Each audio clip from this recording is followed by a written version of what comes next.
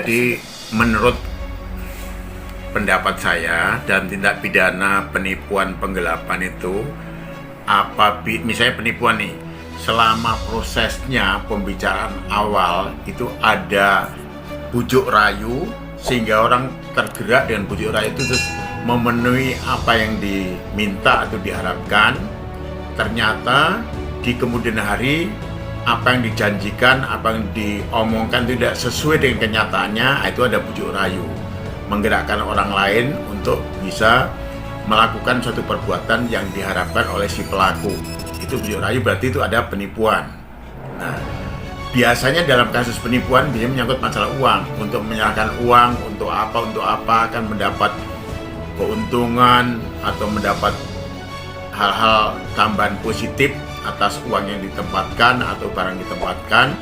Kemudian pada waktu yang telah diomongkan atau dijanjikan atau yang diiming-imingkan sehingga orang tergerak menyerahkan sejumlah uang, ternyata pada waktu yang dijanjikan tidak ada wujudnya, tidak sesuai dijanjikan, itu berarti ada bujuk rayu. Pada teknik seperti itu. Jadi sejak awal orang yang menceritakan, memberitahukan, memberikan iming-iming itu ada kesengajaan. Kemudian sampai waktu yang tidak terbukti, tidak nyata ada, nah ini bisa masuk dalam kategori penipuan karena bujuk rayu. Walaupun apa yang diomongkan tadi itu kemudian dibuat suatu tulisan atau perjanjian atau apa gitu, itu jangan lihat perjanjiannya. Kalau lihat perjanjiannya, persetujuan itu perdata, bukan prestasi.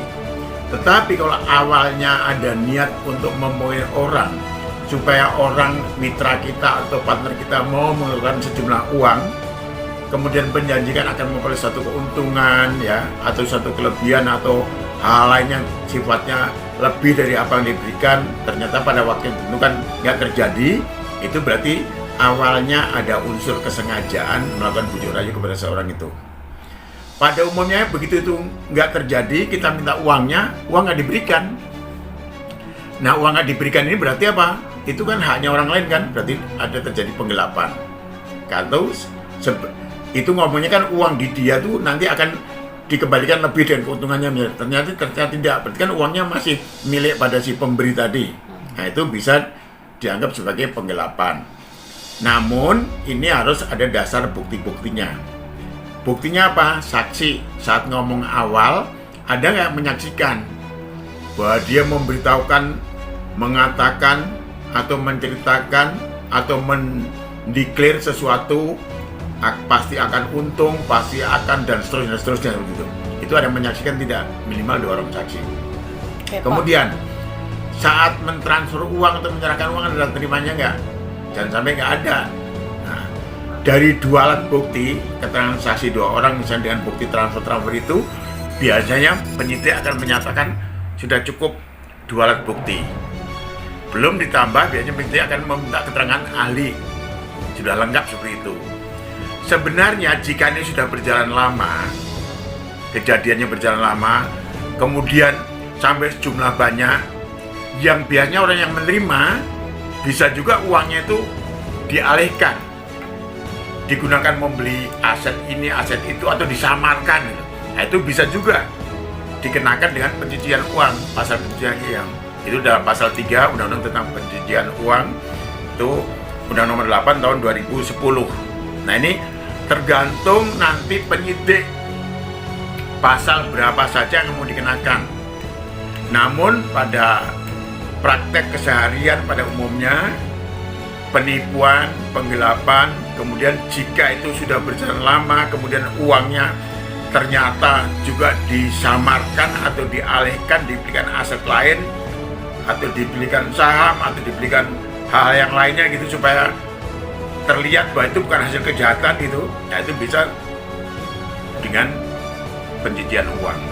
Jadi bisa 3 pasal itu, penipuan, penggelapan, pencucian uang. Bisa, jadi penipuan, penggelapan tertinggi 4 tahun, gitu loh. Kalau pencucian uang bisa lebih daripada itu, tergantung kadarnya sampai sejauh mana tingginya.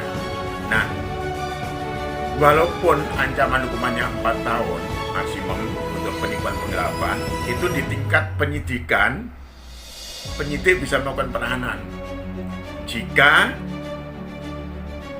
hak subjektif penyidik atau penyidik berpendapat ini akan menghilangkan barang bukti misalnya, tersangkanya itu, atau tersangkanya dapat atau akan mengulangi perbuatan yang sama, itu, atau mempersulit ya proses penyidikan. Itu penyidik hak subjektifnya bisa melakukan penahanan. Jadi tergantung nanti bagaimana penyidik saat melakukan pemeriksaan.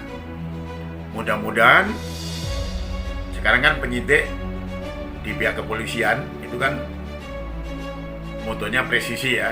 Nah, mudah-mudahan karena hukumnya sudah ada, aturannya sudah jelas, tinggal nanti keterangan pelapor sebagai keterangan saksi, ada bukti-bukti suratnya tidak, dan bukti-bukti saksi lainnya, orang yang mengetahui, yang mendengar, yang melihat ya, atas kesepakatannya atau omongannya pembicaraan sejak awal yang memang memberikan ya harapan-harapan atau mempengaruhi sehingga orang yang diajak bicara terpengaruh dengan omongannya, dengan janjian seperti itu ada unsur bujuk rayunya dan itu bisa masuk ke sana. Tadi ini semuanya proses pidana ini kan harus digantungkan pada alat bukti. Alat buktinya itu keterangan saksi dan surat, bisa ditambah ahli. Gitu. Jadi penyidik nanti mestinya akan memeriksa ahli. Sekarang banyak dalam kasus-kasus tertentu untuk meyakinkan penyidik, walaupun sudah ada saksi-saksi, walaupun sudah ada alat bukti surat, penyidik juga minta keterangan dari ahli. Seperti itu. Jadi komplit lah seperti ini. Mudah-mudahan presisi dari pihak kepolisian itu juga benar-benar dilakukan oleh pihak penyidik. Tidak asal saja lah. Kalau serius karena menangani kejahatan, kalau nggak serius sekarang nggak akan menjadi efek jerah kepada siapapun juga. Jadi masyarakat bisa mengambil pelajaran atau bercermin dari kasus-kasus seperti ini, dan banyak kan sebenarnya berkembang saat ini dengan adanya janji-janji yang ternyata palsu gitu kan. Misalnya ternyata investasi bohongan misalnya, kan udah banyak tuh sistem yang begitu naruh barang dalam jangka waktu sekian lama kan menjadi sejumlah sekian atau akan nambah sekian dan sebagainya, atau keuntungan sekian persen kemudian ternyata enggak. Nah itu kan adanya bujuk rayu kan, orang terpengaruh dengan omongannya, misalnya dengan akan mendapat keuntungan yang lebih tinggi, akan mendapat bunga yang lebih tinggi, terus cash and carry keuntungannya dan seterusnya. Padahal baru 2, 3, atau 4 kali terus macet, uangnya sudah masuk banyak. Nah, itu kan juga ada penipuan dan penggelapannya.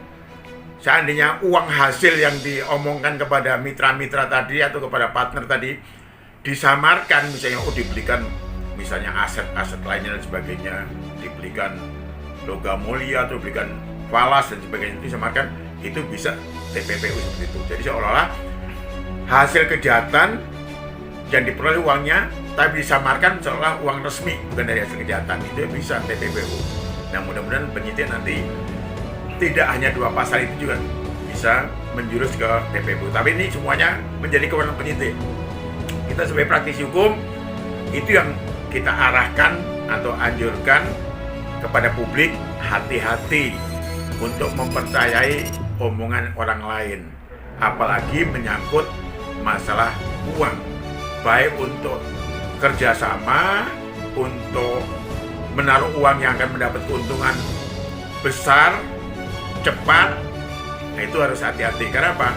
Kalau dihitung, kita misalnya dibayar selama 1 tahun keuntungan dan uang kita taruh, biayanya lebih besar uang kita taruh. Jadi sudah tidak seperti itulah, harus lebih hati-hati lagi seperti itu. Jadi masyarakat supaya lebih waspada, jangan mudah tergiur dengan omongannya orang-orang yang belum tentu nanti akhirnya seperti yang banyak kita alami. Jangankan dengan omongan-omongan seperti tadi mendapat keuntungan yang sudah masuk simpan pinjam di koperasi aja kita udah jelaskan terjadinya parah sampai seperti itu, banyak kasus-kasus terjadi. Jadi masyarakat mudah-mudahan mau bercermin dengan kasus-kasus yang sudah diungkap oleh mass media. Jadi peran mass media adalah juga pembelajaran untuk masyarakat.